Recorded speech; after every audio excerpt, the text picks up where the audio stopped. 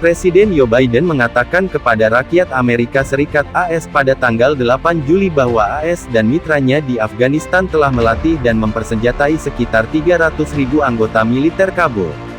Klaim Biden itu menjadi elemen penting untuk pembenarannya mengapa tentara Amerika dapat hengkang, meski faktanya Taliban mengambil alih secara kilat. Komunitas lokal Afghanistan khawatir akan orang-orang terkasih yang terjebak di Kabul ketika diminta untuk menjelaskan salah satu dari pasukan itu pada hari Selasa, setelah jatuhnya Kabul yang menakjubkan ke tangan Taliban.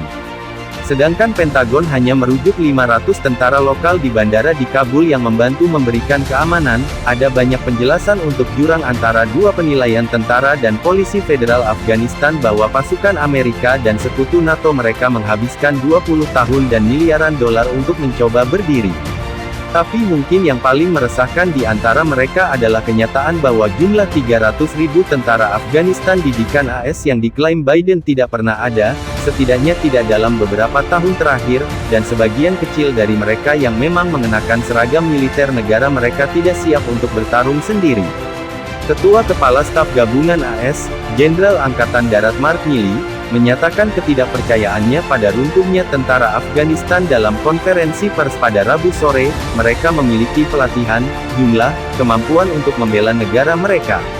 Ini bermuara pada masalah kemauan dan kepemimpinan. Dan, saya juga tidak ada orang lain, melihat keruntuhan pasukan sebesar itu dalam 11 hari, kata Jenderal Milley, yang tidak menyebutkan jumlah spesifik jumlah tentara militer Afghanistan. Taliban pada hari Rabu hampir menyelesaikan kekalahan penuh pasukan negara Afghanistan, dalam banyak kesempatan tanpa melepaskan tembakan.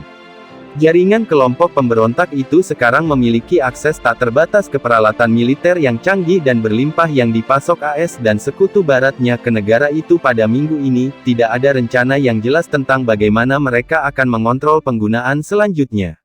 Beberapa pasukan lokal masih berjuang dengan berani untuk pemerintah Afghanistan yang didukung AS, dan mati untuk itu.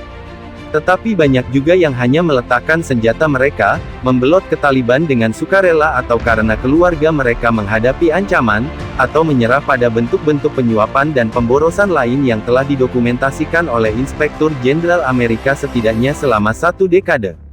Inspektur Jenderal Khusus untuk Rekonstruksi Afghanistan merilis sebuah laporan pada hari Senin yang mendokumentasikan 7 kelemahan mendasar dalam investasi AS di Afghanistan, termasuk penghitungan ambigu untuk jumlah pasukan Afghanistan yang dilatih dan diterjunkan.